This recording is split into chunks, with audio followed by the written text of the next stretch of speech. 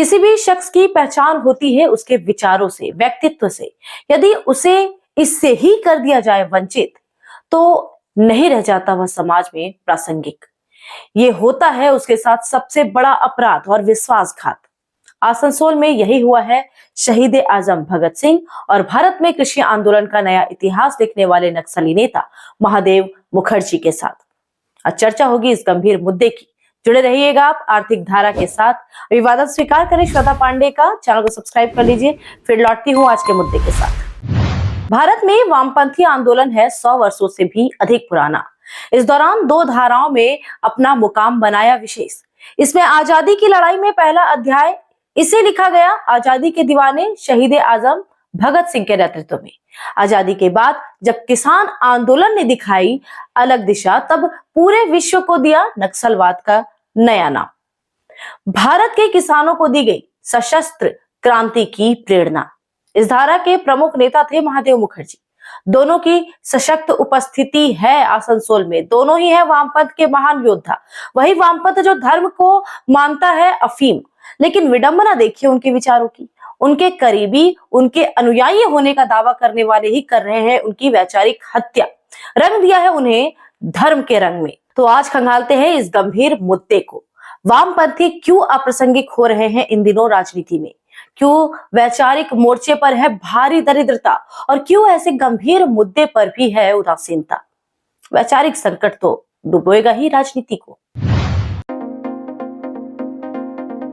देखिए इस तस्वीर को। यह है आसनसोल शहर का हृदय स्थल भगत सिंह चौक। नामकरण है शहीद आजम के नाम पर। अधिकतर राजनीतिक और सामाजिक अभियान शुरू होते हैं इसी स्थल से। गंभीरता से देखिए, दिखेगी भगत सिंह के सर पर सिख समाज की पगड़ी और उससे भी गंभीर उनके पीछे दिखेगा सिख धर्म का खंडा। भगत सिंह के इस नए रूप के रचयिता भी अवगत है इस तथ्य से। भगत सिंह हमेशा से रहे नास्तिक, नहीं धारण की थी कभी पगड़ी। उनका परिवार था आर्य समाजी। 8 अप्रैल 1929 को असेंबली में बम फेंका था, किया था ट्रेड यूनियन बिल का विरोध, दी गिरफ्तारी और 23 मार्च 1931 को चढ़े फांसी पर। इस दौरान रहे लाहौर जेल में।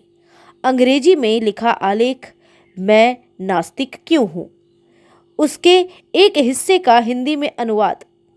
मैं मानने से इनकार करता हूँ सर्वशक्तिमान परमात्मा को, इसलिए नहीं बना मैं नास्तिक कि मैं हूँ अभिमानी, पाखंडी या फिर निरर्थक। मैं ना तो अवतार हूँ किसी का और ना ही ईश्वर का हूँ कोई दूत और ना ही खुद परमात्मा।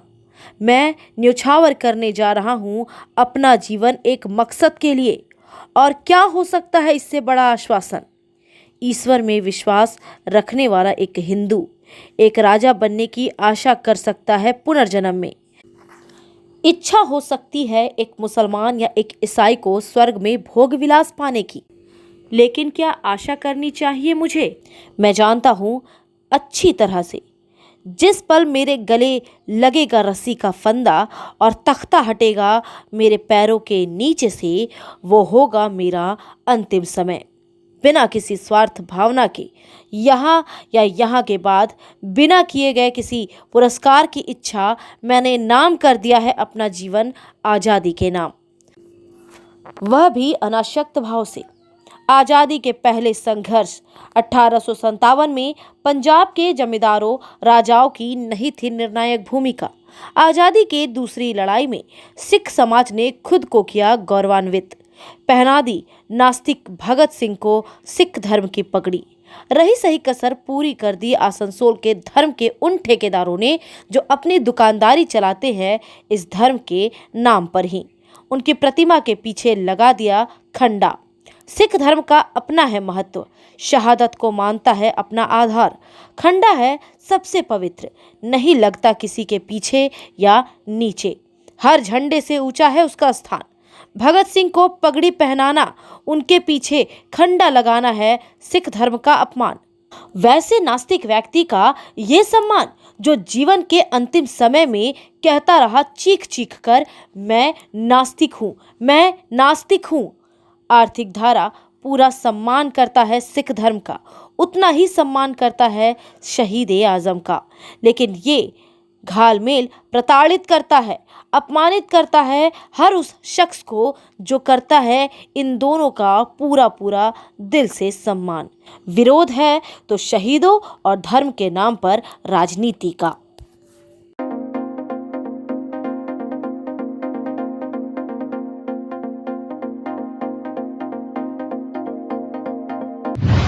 वामपंथी में क्रांतिकारी भगत सिंह की परंपरा आगे बढ़ाई उस आंदोलन ने जो नक्सलबाड़ी में 9 महिलाओं, 2 बच्चों समेत 13 ग्रामीणों की शहादत से हुआ था और अधिक लाल, जिसने मुक्ति के लिए किसानों को थमाया था हथियार, जो जाना जाता है नक्सलवाद या माओवाद विचारधारा से।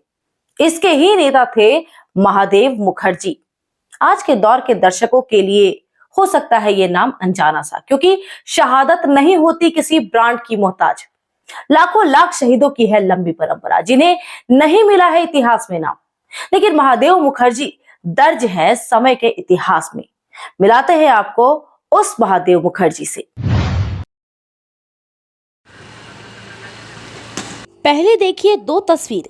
पहली तस्वीर है उन प्रतिमाओं की जो आज भी मौजूद है नक्सलबाड़ी गांव में। शामिल है इनमें लेनिन, स्टालिन, माओ त्से-तुंग, लीन पियाओ, चारू मजुमदार, सरोज दत्त और महादेव मुखर्जी का। ये है समृद्ध विरासत नक्सलवादी आंदोलन की। प्रेरक भी है, मार्गदर्शक भी है शामिल, और आंदोलन को जमीन पर उतारने वाले योद्धा भी। दूसरी तस्वीर देखिए, यह है आसनसोल के श्रीपल्ली इलाके में स्थित महादेव मुखर्जी के पुत्र मृत्युंजय मुखर्जी के आवास की। महादेव मुखर्जी की मूर्ति के ऊपर लगी है भगवान शिव की मूर्ति। मानो भगवान शिव की शरण में बैठा समाधिरत है महान नक्सली नेता महादेव मुखर्जी। दृश्य है भगत सिंह चौक पर लगी भगत सिंह की प्रतिमा जैसा ही। वहाँ सिख धर्म है तो यहाँ है हिंदू धर्म। रूबरू होते हैं महादेव मुखर्जी से। आसनसोल के थे मूल निवासी। 60 के दशक में ही जुड़े थे वामपंथी आंदोलन से। सीपीआई के विभाजन के बाद शामिल हुए माकपा में। नॉर्थ बंगाल के जलपाईगुड़ी में तेज हुआ किसानों का आंदोलन। जमींदार, उनकी निजी सेना और पुलिस ने शुरू किया दमन। आंदोलनकारी किसानों को उतारा जाने लगा मौत के घाट। माकपा नेतृत्व किसानों के उग्र आंदोलन से हटने लगी पीछे। आंदोलनकारी नेताओं ने 1967 में गठित की all India coordination committee of communist revolutionary AICCCR। Police जमींदारों की गुंडा वाहिनी ने इसी वर्ष 25 मई को नक्सलबाड़ी में किसानों का किया नरसंहार। 9 महिलाएं, 2 बच्चे सहित 13 ग्रामीणों की हुई शहादत। चारू मजुमदार, कानू सन्याल, जंगल संथाल के नेतृत्व में हुआ गठन नई पार्टी CPI ML का। तिथि थी 22 अप्रैल 1969। लेनिन का है जन्मदिन 22 अप्रैल। चीन के मुक्ति आंदोलन को माना गया आजादी का पथ। शुरू हुई किसानों की सशस्त्र लड़ाई। बाद में गिरफ्तार हो गए चारू मजुमदार। लाल बाजार पुलिस कस्टडी में 28 जुलाई 1972 को हो गई उनकी शहादत। आरोप है कर दी गई उनकी हत्या। इसके बाद बिखराव शुरू हुआ आंदोलन में। चारू मजुमदार की लाइन का विरोध कर अलग हो गए कई नेता। चारू मजुमदार की लाइन पर होने लगे हमले। पंजाब के नेता जगजीत सिंह सोहल उर्फ शर्मा की मदद से महादेव मुखर्जी ने संभाला पार्टी का नेतृत्व। बर्दवान जिले के कमलपुर में हुई पार्टी की दूसरी कांग्रेस। काफी तेज हुआ गुरिल्ला युद्ध, बढ़ा पुलिसिया दमन, पार्टी में पड़ गई फूट। इसके परिणाम शिलांग से गिरफ्तार कर लिए गए महादेव मुखर्जी काफी दिनों तक रहे जेल में। साल 1978 में हुए जेल से रिहा। इसके बाद भी वे सक्रिय रहे भूमिगत। बिहार, आंध्र प्रदेश, अंडमान निकोबार, पश्चिम बंगाल, दिल्ली और तमिलनाडु में अभी भी सक्रिय है उनकी पार्टी CPI ML। नक्सलबाड़ी शहादत दिवस 25 मई को वर्ष 2006 में उन्होंने नक्सलबाड़ी में की थी खुली आम सभा। जीवन के अंतिम समय में बिगड़ने लगा उनका स्वास्थ्य। साल 2009 में आसनसोल में हो गया उनका निधन। भारत के वामपंथी आंदोलन के 2 प्रमुख चेहरे हैं, भगत सिंह और महादेव मुखर्जी, उनके विचार, उनके संघर्ष, उनका बलिदान अंकित है अतीत के पन्नों पर। निजी स्वार्थ में हो रही है उनके विचारों की हत्या, बदले जा रहे हैं उनके प्रतीक, और सारा खेल हो रहा है उनके करीबी होने का दावा करने वालों के द्वारा। वामपंथी शक्तियों को लेना होगा इसे गंभीरता से। ये प्रतीक है राष्ट्र प्रेम के, जनपक्ष होने के, जनता की आजादी के। इनकी अवहेलना करके नहीं जिंदा रह सकता कोई विचार, क्योंकि यही है प्रेरणा स्रोत आजादी के, संघर्षों के और शहादत के। इस वीडियो में इतना ही। बने रहे आर्थिक धारा के साथ, क्योंकि हम जुड़े हैं अपनी माटी अपनी थाती के साथ। चैनल को सब्सक्राइब कर ले, बेल आइकॉन प्रेस कर ले। अगर फेसबुक पर देख रहे हैं तो पेज को फॉलो कर ले। वीडियो को लाइक करें, ज्यादा से ज्यादा लोगों के साथ वीडियो को शेयर करें। अब जाने से पहले देखते हैं कुछ दिन भर की छोटी बड़ी खबरें फटाफट। आसनसोल के वार्ड 41 मुर्गासोल के छठघाट में शुरू हुआ धार्मिक अनुष्ठान। होगी बाबा विश्वनाथ मंदिर शिवलिंग स्थापना व प्राण प्रतिष्ठा। पार्षद जीतू सिंह के नेतृत्व में निकली भव्य कलश यात्रा। 21 फरवरी को होगा वेदी पूजन और अधिवास। 22 को प्राण प्रतिष्ठा और रुद्राभिषेक। 3 दिनों तक बना रहेगा माहौल भक्तिमय। पश्चिम बंगाल माध्यमिक शिक्षा बोर्ड के वरिष्ठ अधिकारी पहुंचे आसनसोल। किया विभिन्न स्कूलों में संचालित परीक्षा का निरीक्षण। माध्यमिक परीक्षा का था अंतिम दिन। 22 फरवरी से होगी ऑप्शनल परीक्षाएं। परीक्षा सिस्टम से संतुष्ट रहे परीक्षार्थी। सिलेबस से प्रश्न पूछे गए थे संतुलित। शिक्षकों ने अपने दायित्व का किया बखूबी निर्वाह। आसनसोल के HCL के 500 पूर्व कर्मियों ने दरवाजा खटखटाया पुलिस अधिकारियों का। उन्होंने दी जानकारी। सुप्रीम कोर्ट के निर्देश के अनुसार उन्हें मिलना चाहिए पेंशन। HCL प्रबंधन ये सुविधा देने से कर रहा इनकार। नियमानुसार उनके वेतन से PF मद से नहीं की गई है कटौती। तकनीकी जटिलता के कारण बढ़ी है परेशानी। पुलिस अधिकारियों ने दिया आश्वासन उचित कार्रवाई का। आसनसोल के समाज सेवी कृष्णा प्रसाद की पहल पर लगा काली पहाड़ी घाघरबुड़ी मंदिर परिसर में हेल्थ चेकअप कैंप। प्रयागराज जाने वाले पुण्यार्थियों की हुई जांच। निजी अस्पताल के चिकित्सकों ने की विभिन्न बीमारियों की जांच। कृष्णा प्रसाद के नेतृत्व में हुई घाघरबुड़ी मंदिर में पूजा।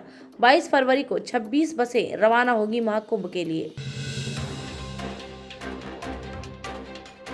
महाकुंभ जाने के क्रम में हो गई सड़क दुर्घटना। मौत हो गई एक ही परिवार के 2 सदस्यों की। 4 महिलाएं सहित 6 हैं गंभीर रूप से घायल।